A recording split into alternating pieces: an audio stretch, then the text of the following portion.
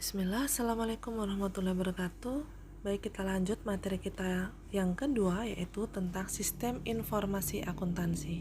Suatu perusahaan, baik perusahaan yang skalanya besar maupun kecil sekalipun, semuanya membutuhkan kegiatan akuntansi atau selalu melibatkan aktivitas akuntansi. Jadi di sini setiap yang melibatkan aktivitas akuntansi maka dapat dikatakan bahwa akan membutuhkan informasi-informasi yang terkait dengan aktivitas akuntansi, karena dengan adanya informasi tersebut maka dapat membentuk suatu sistem yang memungkinkan dan untuk mengumpulkan atau mengorganisasikan data-data yang terkait dengan aktivitas akuntansi tersebut. Dengan adanya data-data atau transaksi-transaksi yang sudah terkumpul dengan baik, maka kita akan dapat menyusunnya menjadi suatu bentuk laporan yang bisa kita gunakan sebagai bentuk untuk pengambilan keputusan. Di dalam akuntansi, sistem semacam itu disebut sebagai sistem informasi akuntansi.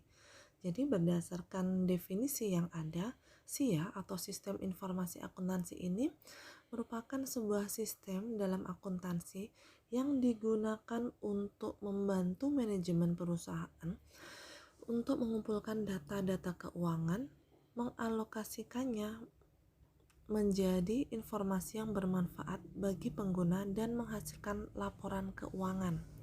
Nah, bagaimana sistem informasi akuntansi yang baik dan efektif tersebut?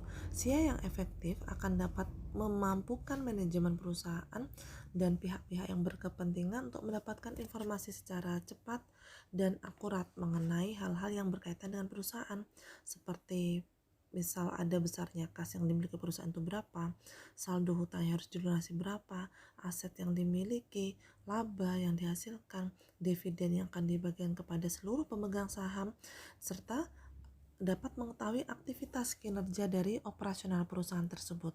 Dalam aktivitas akuntansi memang membutuhkan ketelitian, membutuhkan waktu dan juga ketepatan dalam penyajiannya.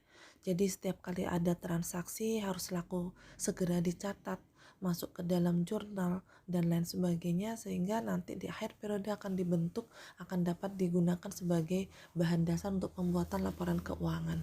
Akan tetapi di era saat ini sudah banyak sekali yang menggunakan pada entitas bisnis yang menggunakan software untuk akuntansinya, sehingga orang yang tidak memahami akuntansi pun dapat dengan mudah memasukkan, dan dari software tersebut tinggal memasukkan transaksinya, nanti sudah akan masuk ke dalam jurnalnya sudah jadi, kemudian laporan keuangan pun juga sudah jadi.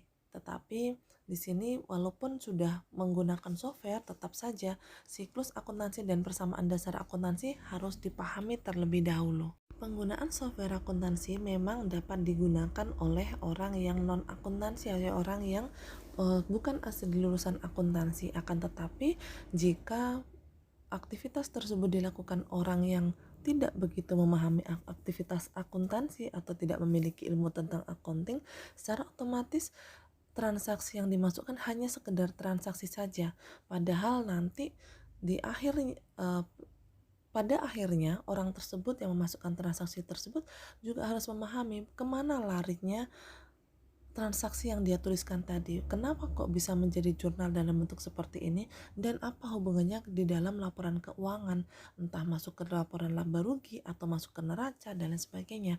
Maka di sini tetap dibutuhkan orang yang memahami akuntansi atau memiliki ilmu accounting untuk melakukan pembuatan atau penginputan terkait dengan data-data akuntansi.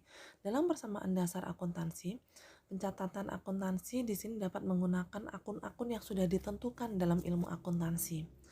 Apa saja akun-akun yang tersedia di dalam persamaan dasar akuntansi atau hal yang mendasar dalam akuntansi? Yang pertama ada aset, kemudian aset atau dengan kata lain aktiva atau harta, kemudian liabilitas itu disebut juga dengan hutang, kemudian ekuitas ataupun modal, pendapatan, serta beban. Akun-akun tersebut merupakan akun dasar yang biasa terjadi pada entitas usaha. Jadi bentuk usahanya apa saja, entah manufaktur, jasa, dagang, maka akun-akun tersebut selalu muncul di dalam aktivitas-aktivitas transaksi. Sistem pencatatan akuntansi yang digunakan secara umum oleh perusahaan adalah sistem pembukuan ganda atau disebut juga dengan double entry system, yaitu apabila ada suatu pencatatan yang dibuat perusahaan, maka minimal satu pencatatan di sisi debit dan satu pencatatan di sisi kredit. Pencatatan yang dilakukan pada sisi debit atau kredit ditentukan berdasarkan kesepakatan dalam dunia akuntansi, yaitu ini adalah kesepakatan dalam dunia akuntansi ya. Jadi bukan kesepakatan khusus akuntansi Indonesia saja, tidak, tapi dalam dunia akuntansi. Akun aset jika bertambah atau meningkat letaknya di debit. Ini akun normalnya ya, normalnya kondisinya seperti ini. Kemudian jika menurun atau berkurang letaknya ada di kredit.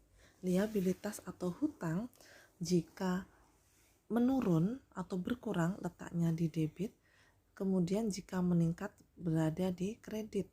Ekuitas atau modal, kemudian pendapatan, ini kondisinya sama. Untuk liabilitas itu hutang, ekuitas atau modal, dan pendapatan posisinya sama. Jika mengalami penurunan atau pengurangan, posisinya ada di debit, dan jika meningkat atau bertambah maka posisinya ada di kredit. Beban jika bertambah berada di debit, dan ketika berkurang atau menurun berada di kredit. Pada tabel tersebut kita dapat lihat bahwa ini merupakan kondisi normal pada aktivitas yang terjadi pada entitas usaha. Jadi Anda harus menghafal ya, atau setidaknya memahami.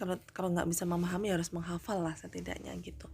Jadi ini nanti kita akan pakai terus karena Anda memang mengambil jurusan akuntansi, jadi harus paham terkait dengan hal ini. Dalam persamaan dasar akuntansi ini maka ditemui persamaan yang mendasar, yaitu aset sama dengan liabilitas ditambah ekuitas, atau dengan kata lain pendapatan dan beban masuk ke dalam bentuk ekuitas.